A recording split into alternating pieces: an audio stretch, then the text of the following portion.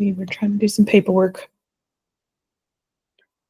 Okay, so today we're looking at your fourth module. We're going to be discussing how to come up with a program if you don't already have one. Basically creating a logic model of sorts, and then we're going to go over the basics of grant writing. And of course, you can ask me any questions that you think you might, need to pause on and go back and discuss further. Okay. So we'll start off with planning a new program. So overall, there are three different sections to planning a program, whether you have a new program or an existing program. What you want to start off doing first is conducting a needs assessment to see if you've determined that there's a new program, to see what the needs are of that program. So this would be an example of a program that has never been implemented before. So if you're dealing with a nonprofit and they are doing something new to the nonprofit, might be where you start off with that.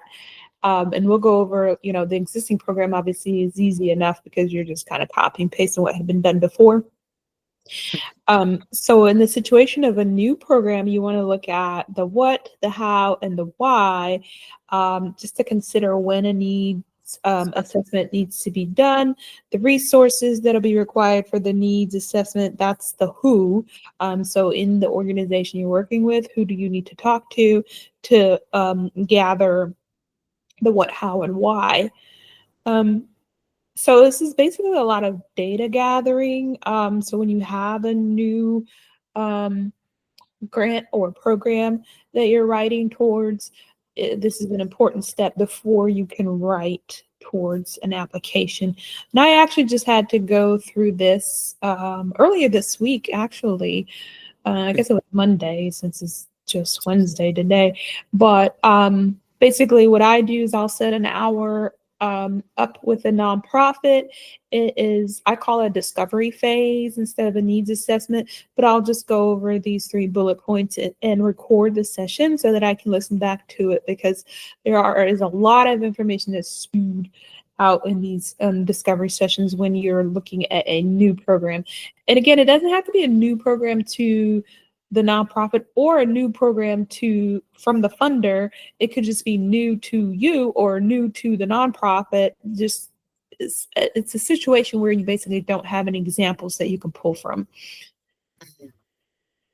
Okay. So wanted to go over this part as an important piece of of creating a plan. So the overview, just the flow of a plan, is you're doing your needs assessment there. You're identifying any gaps that you might see by discussing the who, the how, the what, and you're asking additional questions, gathering all of this information and gathering the nonprofits' desired outcomes, their goals, what their target population. This is what will lead you to define whether you can use an existing plan, adapt an existing plan, or do you need to create your own plan. And so using an existing plan, adapting an existing plan are very similar. So we'll go over, the most detail we'll go over today is creating your own plan. I think that's the heavier lift of the 3, right? Okay. So that discovery session, we've gone through it. We've done an hour of just kind of asking about goals, target populations, desired outcomes, and we've identified any gaps. This might be any additional questions that we have to ask. And then now we've determined that we can use an existing plan. So you may have found out during the discovery session that, oh yeah, we've done this before. Here's the previous application. And so that's a great place to start, because now you're not having to write from scratch. You're able to use that program as an evidence-based program. So you want to speak to having done that program before, what was the outcome of it, and what type of best practices did you learn from it? So there's really three types of existing programs that you can use to support a new program. So evidence-based being one of them.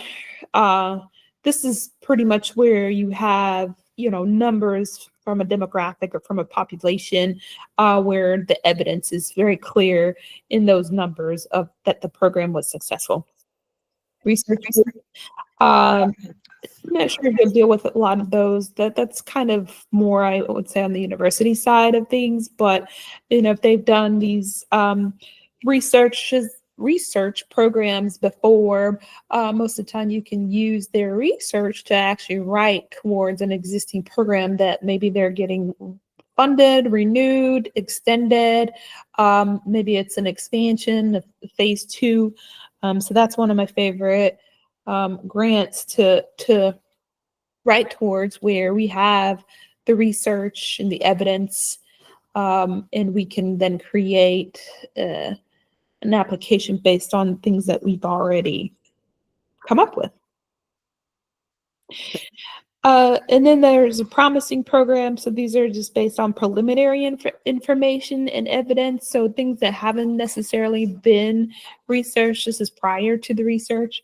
And then also there's no real set evidence. So one example is just you haven't had the opportunity to go out and meet the needs of your audience yet, or your population. Therefore, there's no evidence, but you know that this program will work. I mean, it's just something as simple as feeding the homeless. We know that that's a need and that we can target and look at. All right. And for me, just a second here.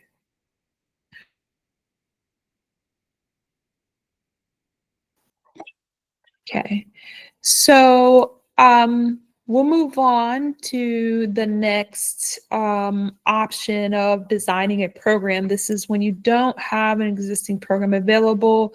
You can't base your writing on a previous application, and you're basically starting from scratch. White sauce. So what you're looking for here, you're going to ask your nonprofit about their best practices. You have to gather staff and expertise that's available. Looking at resumes from scratch, you probably have to build a budget from scratch, and then come up with some ways that you're going to evaluate this program. So that's an important step, I think, is left off when creating a new program. Oftentimes is that evaluation factor. So after you're putting together all of your requirements and all the goals that you're meeting, how are you going to measure? How are you going to evaluate that you've met those goals and those objectives that you set out to meet with that program funding that you're applying for? And then, of course, any available literature, I would suggest to read up on that, research it, and I have an AI tool for that. Perplexity AI is one of my recommended research tools. So I'll just show you really quickly here. So I let's see if I can see a chat. Oh yeah, here we go.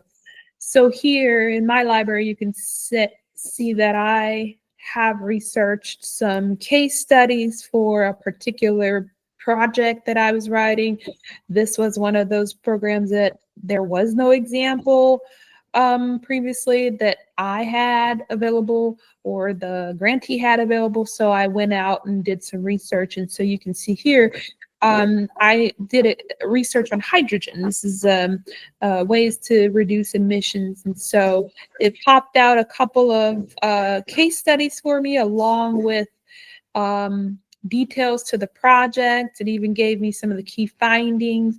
And then it also gives you links so you can reference back, so you're not just spitting out whatever AI tells you, right?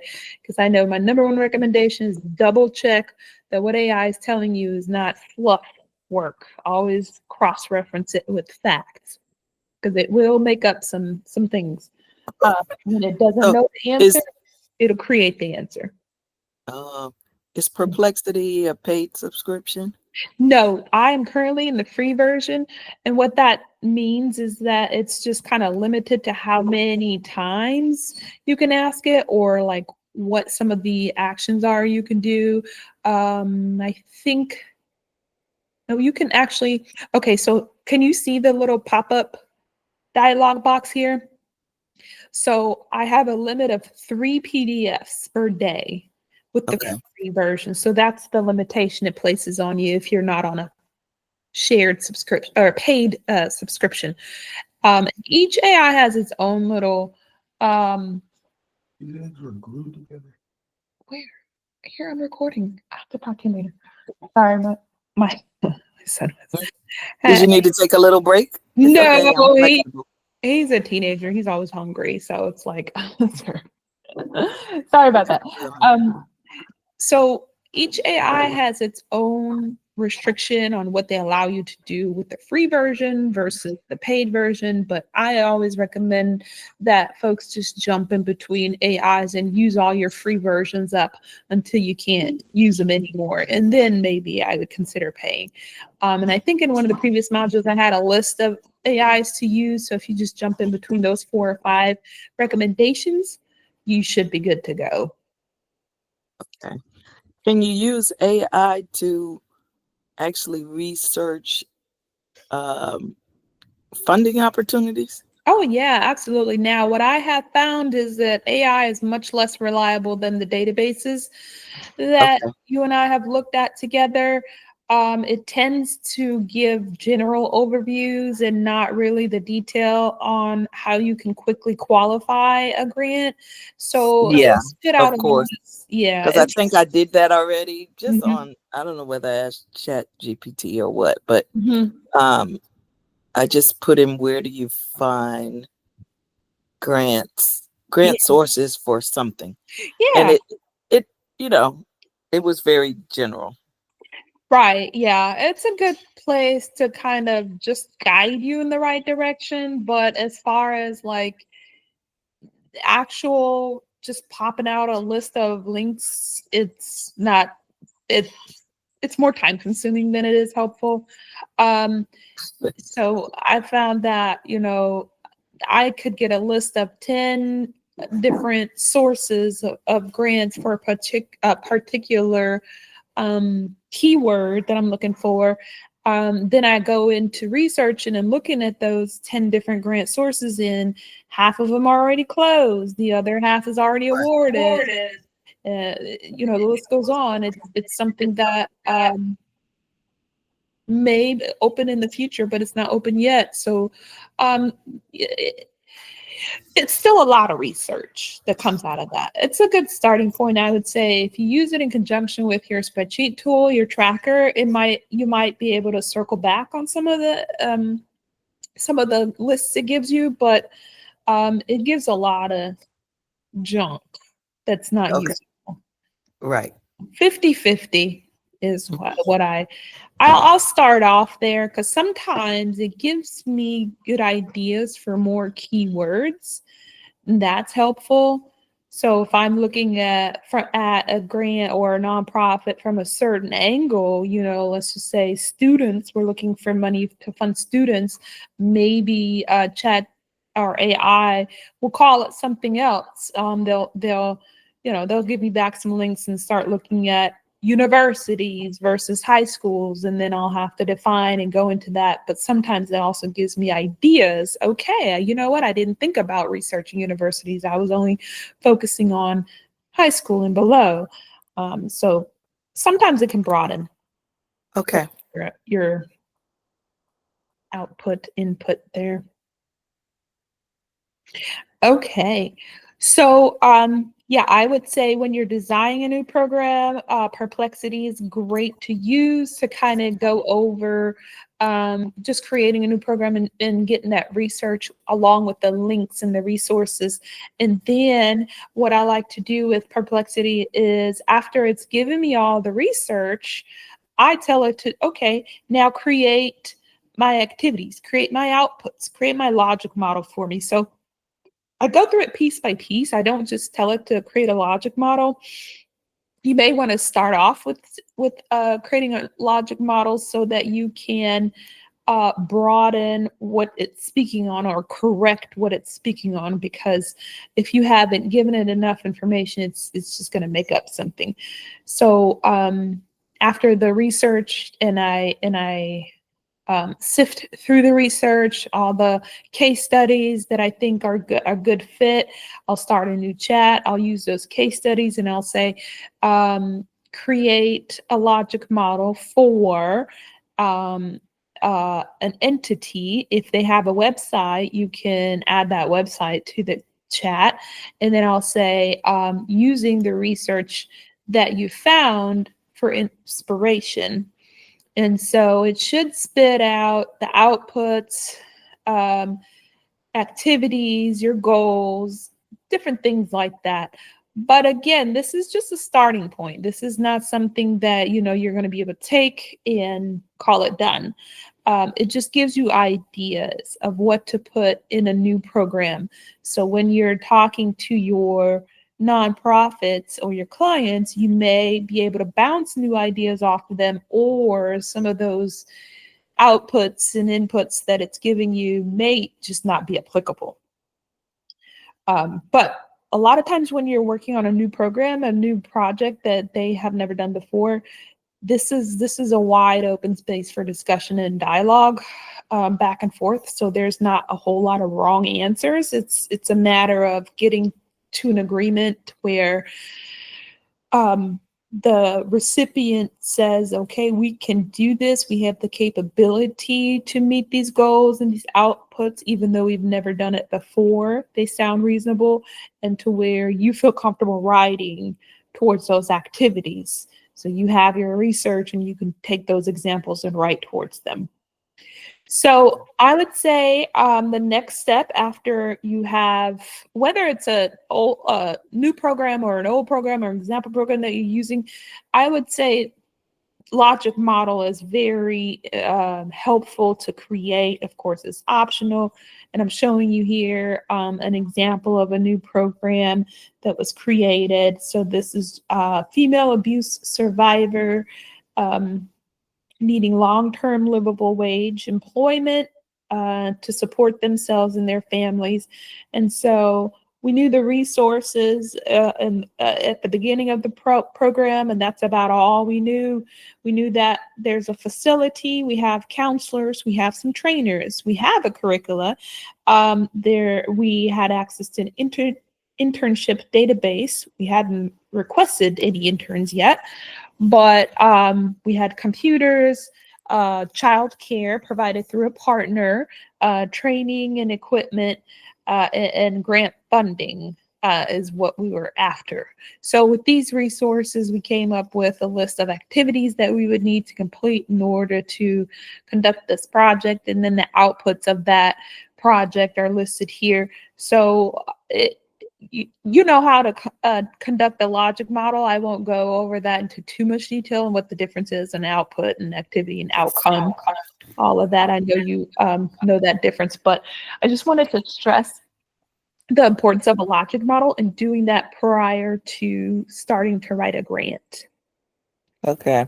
if you don't already have it. Okay. Yep. To logic model. Yeah. And I have a template in there. It's real simplistic. Everybody's brain works a little differently. I like mine in those boxes that you see with the arrows. It kind of gives me a good flow. Some people just like to write it up on regular Word document. There are tons of templates out there on Google. And again, if you're using AI like I do, then it will help you gather the information on that, so you don't really have to spend too much time Okay. on it. Okay. All right, great. So we're making excellent time today. I was going to try to get into as much of this as I can. There are a lot of slides today, so that's why I'm going rather fast. So getting into writing your application, you've probably seen this particular slide a couple times now. It's just preview a list of the parts of the full proposal. So we'll go over all of these parts. There really are only 8 parts. If you notice, 9, 10, 11 are repeats because those are the ones that you do at the end. Okay. So this kind of repeats what I said. A cover letter, even though it's in the beginning of the document, it's written last. It introduces your organization. The reason it's written last is because you can simply take a few sentences out of your write-up and use it to introduce your organization and ensure that the project has board approval, and just a quick summary of the project. So this is not too long. This is 3 paragraphs at the most, but you don't want to do it until the end. You've got your executive summary. That is the beginning of any proposal. A lot of proposals call it different things, introduction or just project summary. You just want to take 1 or 2 sentences from each section that you're about to write and add it to your executive summary and shorten that up. Should be no longer than 1 page, to be honest. Mine usually are only half a page, because it gets repetitive, in my opinion, if it's longer than half a page. There's so much stuff that I'm reading over again from the application. So Right. I would say between half a page and a page is good enough. So what you do want to start off with is your introduction. This is where you're introducing the organization, how they work, all of the different organization information, where they're located, things like maybe a team introduction. Here's the founder, here are the board of directors. This part doesn't necessarily need to pertain much to the project. It doesn't have to tie directly to the project, because it describes the organization, and the entire organization may not be focused on this one project. And so that's why I say it doesn't need to be repeated, or it doesn't need to be specific to the project. Sometimes you can include an org chart in here. Me personally, I like to include an org chart under the project description, because the org chart usually reflects the team that's working on the project rather than the whole organization's org chart. And more than likely, the CEO and the executive director and whoever else is probably not working on the project. Okay, so we'll talk about the needs statement. This is, I think, the most important part of a grant application. This and the promising approaches there are probably the most important pieces that get left out, overlooked, forgotten, or just aren't very clear. So I want to stress here that how important it is to describe your situation. What is the nature and the extent that you're trying to address of your cause? So, I like using the veterans as an example. Describe your audience here. Tell us why the audience has the need that you're outlining, and then also describe your area. So if you're focusing on one city, describe that city and include statistics as well. What are the percentage of the demographic that you're looking to serve that it's being impacted? And then And where do you go for data, like what census data and other Yep, data Perplexity. sources? Yep, I start with Perplexity. Oh, Yep. okay. Yep. Yep. So if I want to look up how many veterans are in the state of Texas, I would start with Perplexity and go and dive right in with that question. It's going to give you resources. That's why I like Perplexity, because it doesn't make up things. It gives you links to. It's kind of more like Google but better. You know, Okay. it gives you links to things instead of saying, hey, there are 146 veterans in Dallas, and then you really don't know where that came from, if it's true. Did it get Dallas, Texas, or did it get Dallas somewhere else? Right? We have Uh, a Dallas, Georgia, exactly. very And so tiny. and that's Suburb. exactly. And so that's what Chat GPT does very often is it'll just pull any old Dallas and say, hey, there's this number. And then you don't really know if it's right or wrong. And so that's why I like Perplexity just for the research part, is because it gives you links. It gives you the research to the different answers. And then you can go save that research to your folder that you're working in for your grant application. And then you can use it where and how you need to throughout the grant application. But I definitely recommend using research AIs. There's more than Perplexity, but that's the one I like the most. Okay. Yeah. What did you do before AI? I was fortunate enough to have somebody else's research. So with most causes, most um what are philanthropic causes have the research out there. So you can usually find a thesis paper, something at a university level, some type of research is always out there. I mean, before AI, you know, just a good old Google search, it was a lot more searching, but it would take me to different what are those databases called that we used to get access to when we were a college student? You know what I'm talking about? Mm, Those databases that have like different research groups deposit their papers and pull right. all kinds of information. So I mean, we're going that far back. That's something I used to use. It's painstaking, but yeah, you know, in the more recent years prior to AI, I would say just, you know, a lot of Google, Okay. and then the grantee, your nonprofit, has most of this information already, because more than likely it's not a new cause. It Right. could be a new program, but it's probably not a new cause. And so they've probably researched this already, and they probably have that research available for you. Yeah, I didn't know if it was updated often or sometimes it with smaller grantees, they're Mhm. not as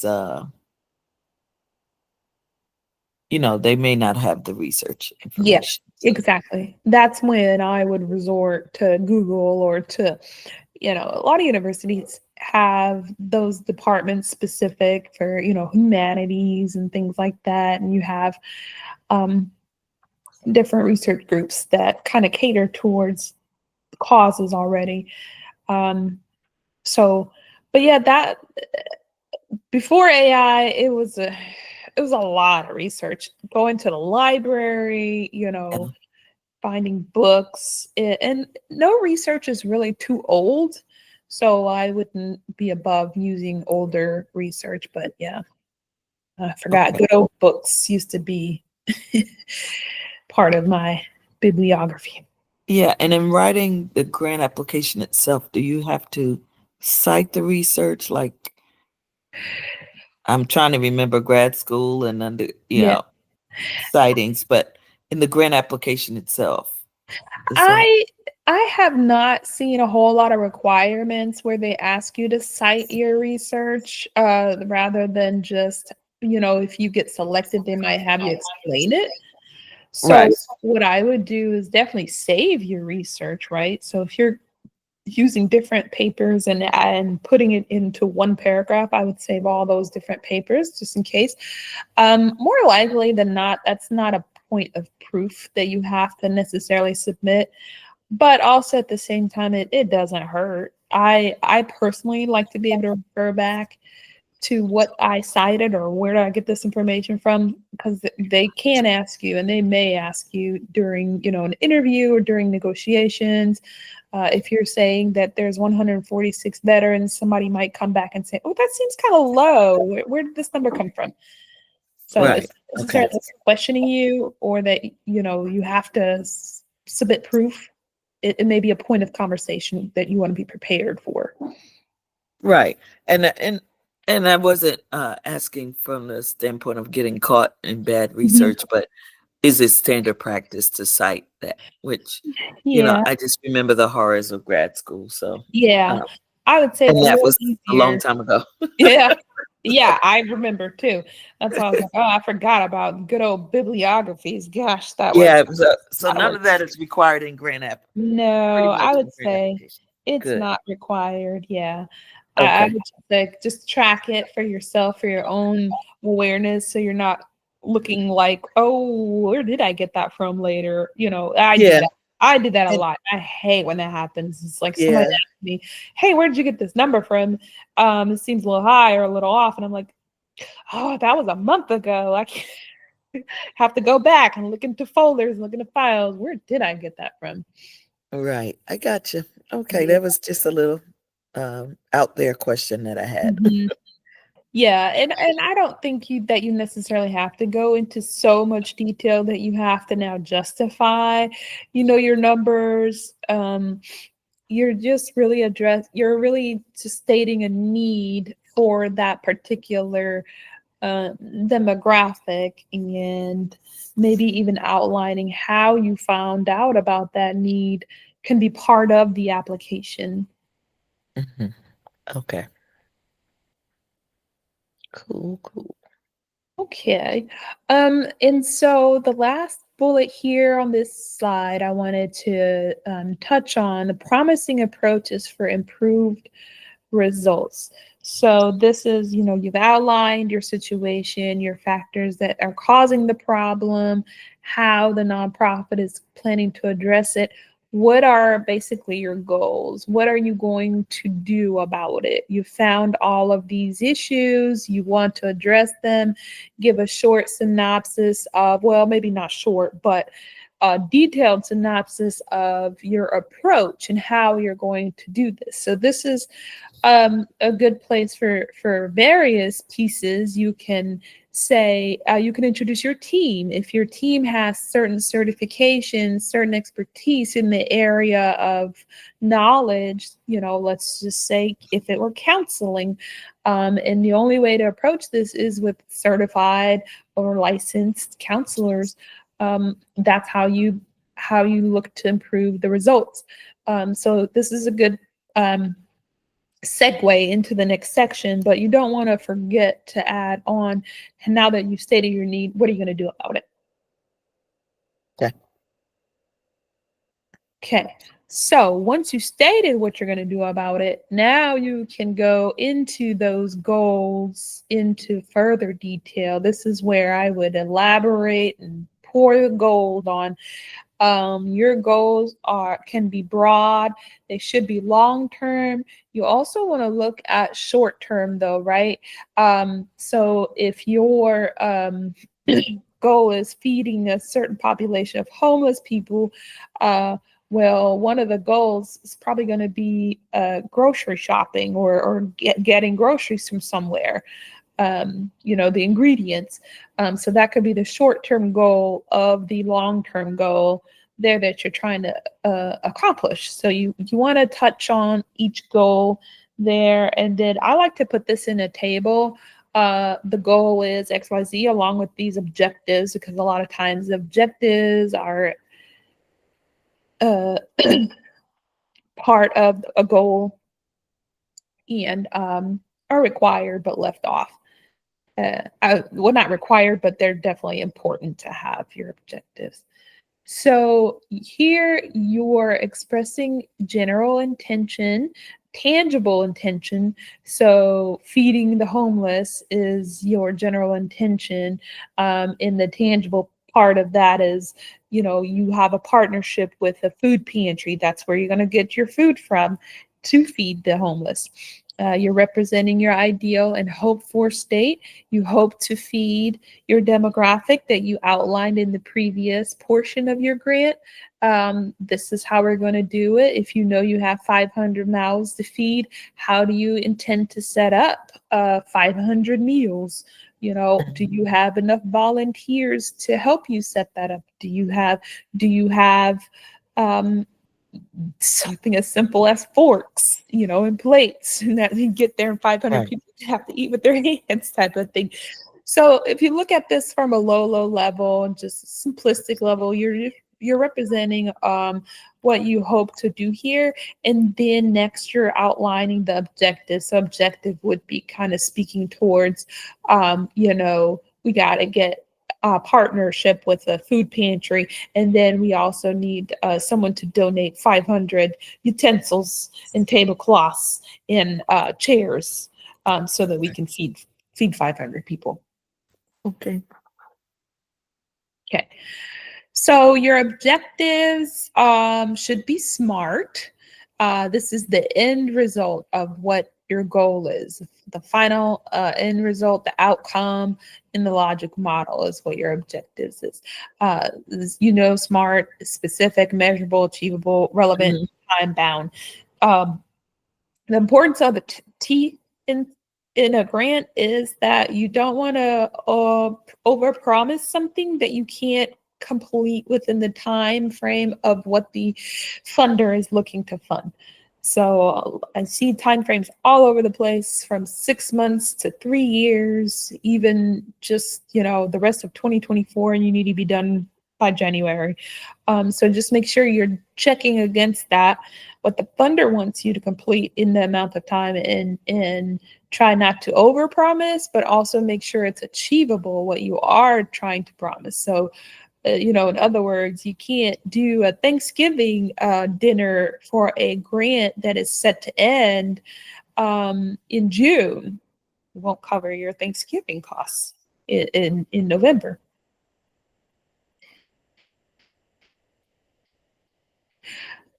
So here's a list of common errors made with objectives. So kind of what I spoke to, putting more than one measurable outcome in the objectives. You're overpromising too much into one objective. Try to simplify that to just a lower level objective there, so you don't confuse. And sometimes it could mean that there's another goal there that you're mushing and mashing into one objective and goal. So you can separate it. Make sure they're simple and they're clear. Objectives should be realistic. Don't promise more than can be achieved in the time allowed. Okay, methodology, I would say, very important section. So throughout the narrative, you should describe how you're following your approach, your methods. So what type of activities are you doing to reach that methodology? What type of approach are you taking? Are you gathering a team of multiple specialists? Is each specialty going to have its own team?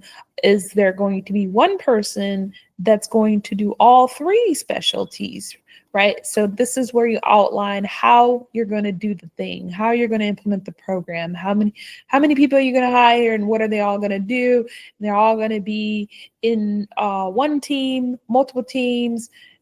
This is a good place for you to put your org chart, what the team is going to look like. I like to sort mine by work stream. So basically I'll either take the goals, or I'll take it just kind of depends what factors I can chop up a program into, right? So if the goals are manageable in 3 work streams, then I'll use that as 3 work streams. But sometimes it's actually maybe the beginning, the middle, and the end represents a work stream each. For construction, I'll just take that as an example. How I would set those work streams up is the design and engineering is work stream 1, construction is work stream 2, and then optimization and final punch list is work stream 3. So you see they're not all the same length or even the same cost, but this just kind of is breaking a project into phases. And that's how you can do some work streams as well, breaking it up into phases. And then I'm explaining each phase, how I'm going to implement procedures, what strategy are we using, what are the activities we're completing, what's our approach as far as the teams and the team members are concerned. So this is all under methods. Yeah. And when you're looking at a grant announcement, it's not necessarily going to have these sections outlined for you. So that's why I like to give you these sections. You can call them something else according to what the application announcement is asking for, but I definitely would make sure this is included in there. And that's why I say, like, these methods, I personally call them team management. Or I call this section team management. I'll outline my team, what they look like, and then I'll try to reverse engineer my approach into the different activities, just depending on how it fits. So kind of like that example of construction that I told you. Okay. So for grant writing, usually if there is a method that I would set up for grant writing, it would just be as simple as doing one work stream for each grant life cycle. So it would be pre-award, it would be post-award, and then it would be closeout. So that'd be 3 work streams. We're working them in phases. We're not working all of them at the same time. So I would outline who of my team is working on what at what point, and that kind of clarifies your commitment and your resources. Okay. So your budget. So my recommendation as a best practice is to start with your budget first. That doesn't mean you're going to be able to finish it, but this is a good place to start right after you do your logic model. So once you have your logic model, you know your activities, you know your resources, you know what, kind of what the outcomes are going to be. You kind of have a list of things. Go ahead and jot down a budget to go along with that. Oftentimes your budget will help you clarify what you're missing from your methods, or what you're missing from your proposal. I was talking about a proposal the other day, and we we were looking at a program that requires a lot of 508 compliance. So that's for ADA disabilities. And that's very costly depending on what you're putting together. So as we were doing the logic model, it became clear to me that a lot of the documents, a lot of the slides, a lot of the recordings, pretty much everything that we touch has to be 508 compliant, and we need to hire somebody to do that. So that's, the color coding, that includes the captions, maybe even American Sign Language, things like that, to make it all compliant, the whole program. And so what that told me is that I need to add a line item in the budget for that specialist. I'm assuming maybe it's called a language assistance specialist, possibly. But either way, I know I'm not the expert, so I know I need to hire somebody to do that. Right. And so that's kind of where I say, start thinking about the budget in the beginning, and then you're going to tweak it so much, you're really not going to be able to finish it until you're done, until the last minute. So With nonprofits, you'll deal with two types of budgets: organization or an operating budget. This one is fine to have, but this is not going to be your project budget. This more than likely you're going to take a couple of pieces out of your operating budget, and then you're going to do a project budget. The project budget is probably going to fund some of your operating expenses, but it's not going to fund all of it. Okay. That makes sense. Yeah, I sort of understand the difference between a operating budget and a project budget already. So. It could be the same thing if your organization is really small and only doing one project, but ideally, funders like to see that your project budget covers what you're implementing, and then you have a larger budget, meaning that if you have any overages, you're able to cover those overages. Okay. So sometimes you have to submit both. Okay, so a little more detail on the project-specific budget. This can be presented in various formats. I really haven't seen a whole lot of guidance on what it has to look like, on any budget requirements. So I provide a template. I provide several templates, actually. One that's pretty simplistic, a one-pager, and then there's also one that has like 6-7 different tabs where you can track personnel, from personnel to travel to construction to contracts to just different years. It just depends on how big your project is. I would say the bigger budget is probably only something you would want to use for $1 million and up. Less than $1 million, I think we can use a one-pager. It just kind of depends on how many categories you have and how complex your budget is. Okay, any questions on that, on the budget and the format of it? No, Okay. you said you've provided an example. I mean, I Yeah. know there are, of course, plenty templates everywhere for Yeah. budgets, but Yeah, there are plenty of examples you can Google. There are 2 different kinds in the template folder that you have access to. So you can take a look at those. You can reformat them. It's just whatever works for your organization. Then I believe that's why there's no prescribed format to it, is because every organization is so different and it just never works. One never works for the other. So once you've completed your budget, or once you've at least gathered a list of what goes in your budget, you will need to include a budget narrative in your application. And I know this seems duplicative and it's like, well, the budget should explain itself, but this is a federal requirement. So therefore, I strongly recommend that this is something that you include for all your grant applications. yeah, and I'm used to reviewing the grants, Okay. and we require a budget narrative, so Great. As they this is don't pretty- always make sense, but we do Yeah. require it. Well, so then you've seen some bad examples, which is good, because if I look at the budget and I have a question about the budget, let's just say you have 20 computers, but you only have 5 staff, and I'm like, well, who are these other computers for? Right, That's something I would expect to see in the narrative. right, and yeah, what we compare we Mhm. compare the project itself to the budget too. If you say, in the budget you have travel, and you're going somewhere 5 times a year, not Mhm. only do you have to justify that, but that has to appear in your project plan as well. Right. Where are So you the going? budget and the Why? plan, speak to each other. Exactly. Yep.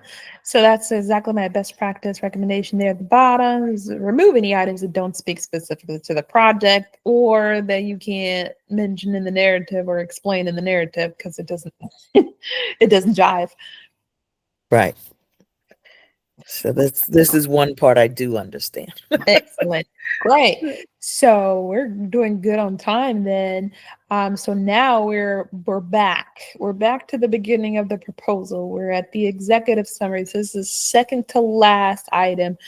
now that you've thoroughly written about all of your, I think it's 6, 7 sections, you want to take 2 sentences out of each section and add it, mash it together, and just kind of massage and revise the wording, of course.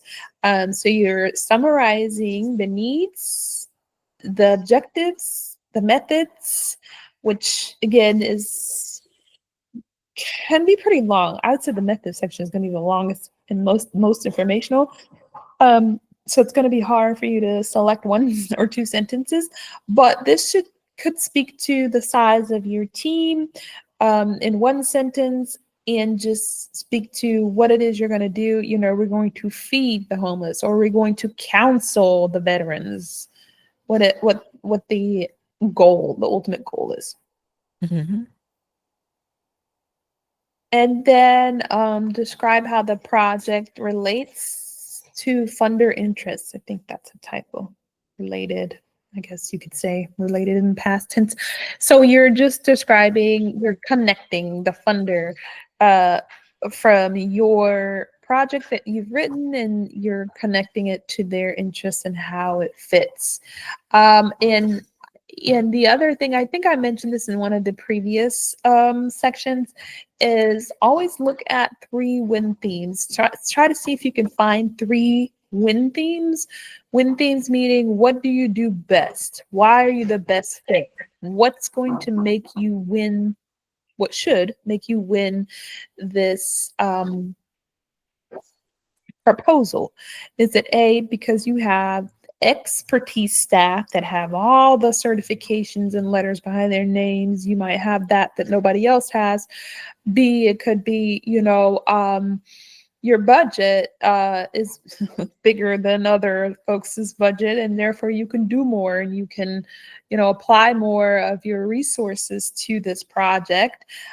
C, it could of course be your past experience. So if you've done this project over and over and over, and this is just your 10th time and another time that you're doing it, this is nothing, that might be your one of your win themes. And so I would add those 3 win themes and summarize them here in the executive summary. Actually, I would summarize them into the cover letter. Okay. Yeah. Win themes in the cover letter. Yeah, where it says show how well the request aligns with the funder's requirements, that's where I would add my win themes. We have the certified staff. We have the additional resources to cover any overages. We have done this program 10 times already. We have the experience on how to do this. Okay.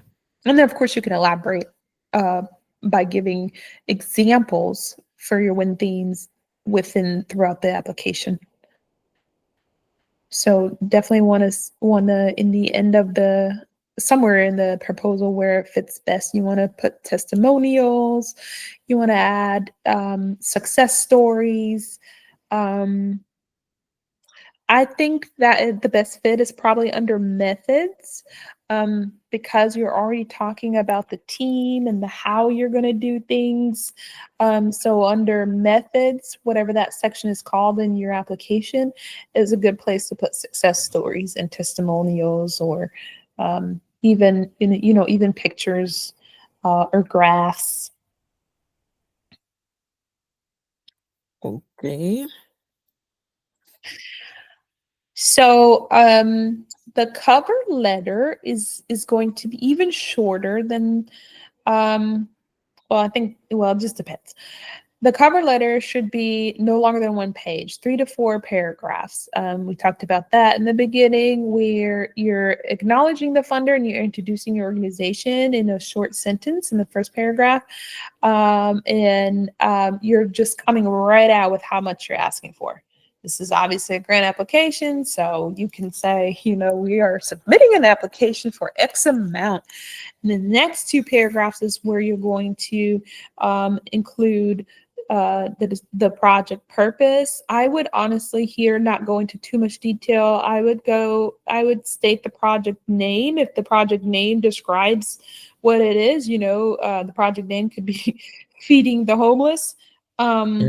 then that's probably all I would put there is, we are submitting our project, feeding the homeless. And this is how it aligns with your funders requirement. That's where I would put the WIN themes. We've done this project 10 times already. We are experts at it. We have certified staff on board, and also our budget and our resources can cover any differences in the cost.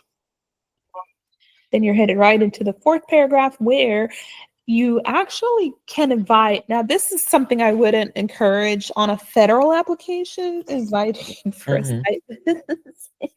They may do it anyways. They have the right to. But in general, this is something I would only have on a smaller foundational grant application, something non-federal. I would say even state level might even be too much, but state level is more likely to actually do a site visit if they select you as an award.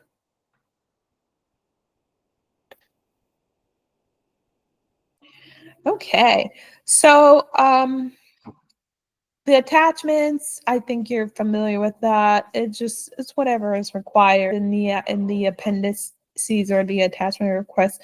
We mentioned the two different kind of budgets that they could ask for, audits, tax exempt verification letter. This could go on. This could be very extensive. I know you're familiar with the 424s and all the required federal forms, but each application requests for different attachments. So this is something I would recommend you gather up front first, foremost. Send out an email to your point of contacts that have to gather this information so they can work on sending it to you before the deadline. Mm-hmm. And an org chart.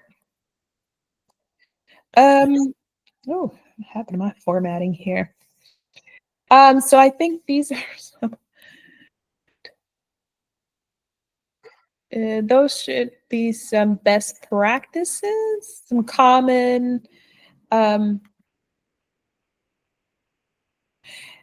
on a second, I hear something. Some best practices and some common mistakes. Okay. So I'll let you read that. That's not anything new to you. I think I've talked about AI enough, so I can probably get through this in 1 minute. Here's the list of AI that I was referring to earlier. So my 4 favorite are ChatGPT, Claude, Copilot, which is through Microsoft, Gemini, which is through Google. Okay. So when using these though, where can I get information on how to sort of ask the correct prompts? I'm just getting it. I'm a little behind the times. So Uh, my the best chat, suggestion and there. I've done some, yeah, like this week I've looked into YouTube, but I Yeah. understand now it's all about what you prompt is what you get. Yeah. So Ask it. How can I best get, information for blank, blank, blank? okay, Really just go in there and ask it. play with it. Uh-huh.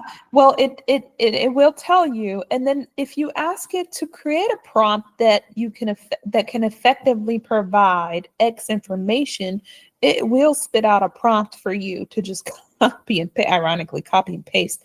Now, I will say some of these AIs have been updated to just skip the part where it's showing you the prompt and just respond to your questions. So where it was built to where you can ask it, hey, I need what's a good prompt to get this, and that, and that, that. Now it kind of just goes, if I were researching this, and that, that, I would ask to do X, Y, Z. If you like, I can go ahead and provide you X, Y, Z. And then you just simply type in yes, and it does it. It spits it out.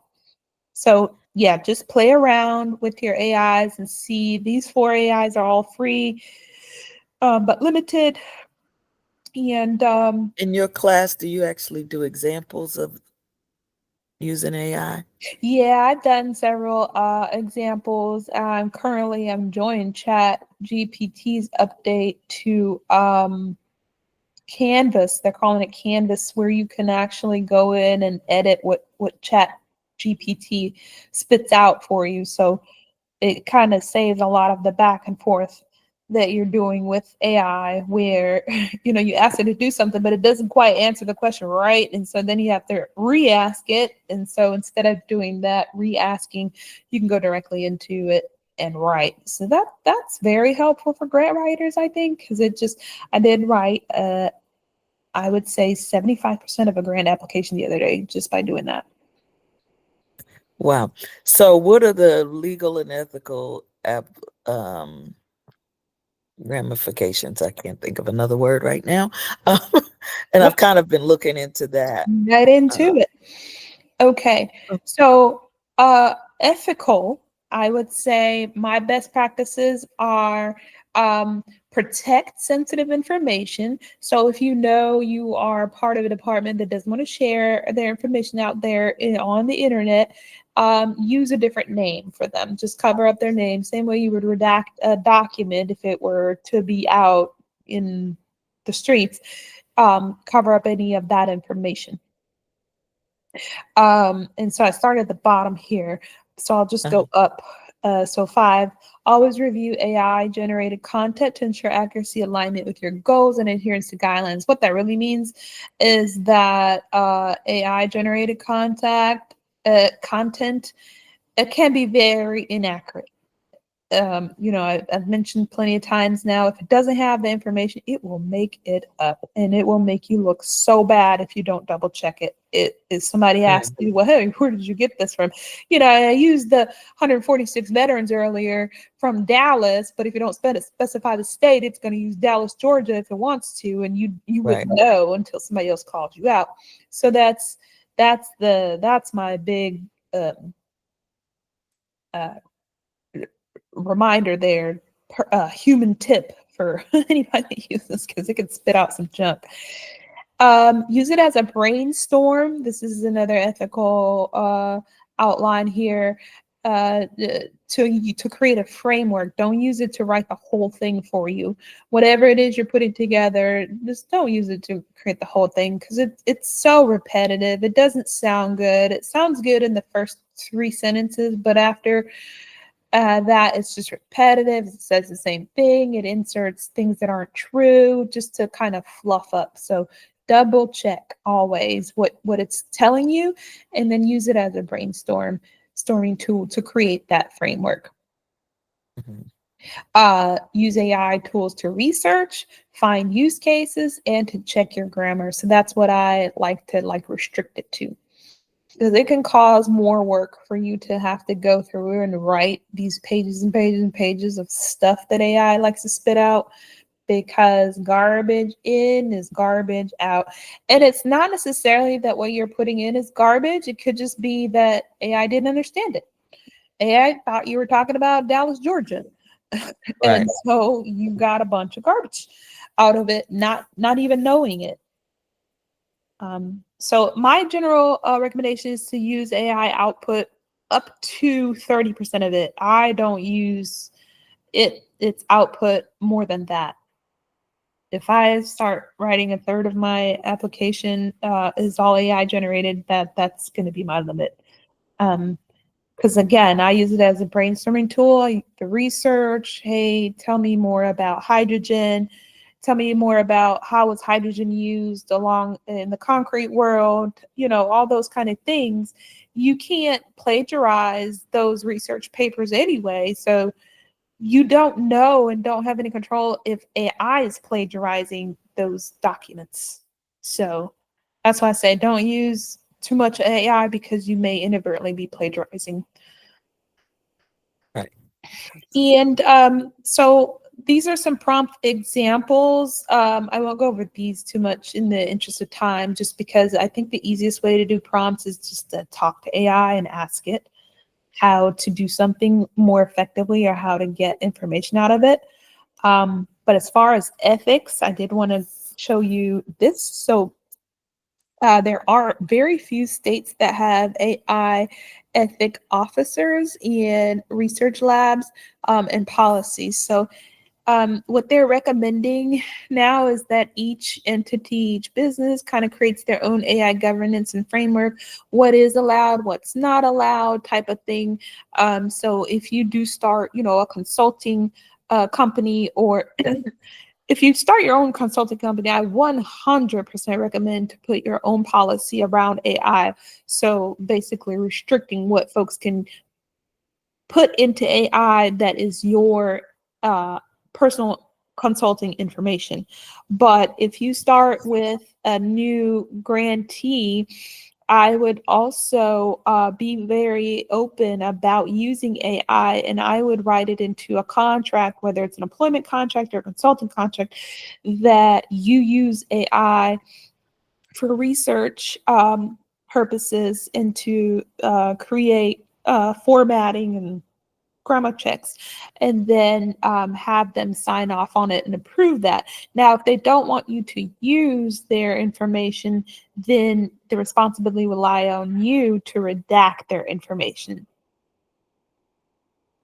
So just like any grant information that the federal government has to send out due to a FOIA request, the Freedom of Information Act requests, they have to redact certain information, but the grant and project information is public information. So you have to be able to differentiate what's public information, what's not. And if an entity tells you that they want to keep their stuff private, that is fine, as long as you're redacting their names, any phone numbers, of course, any addresses, things like that. Just remove that out of your information that you're feeding into AI.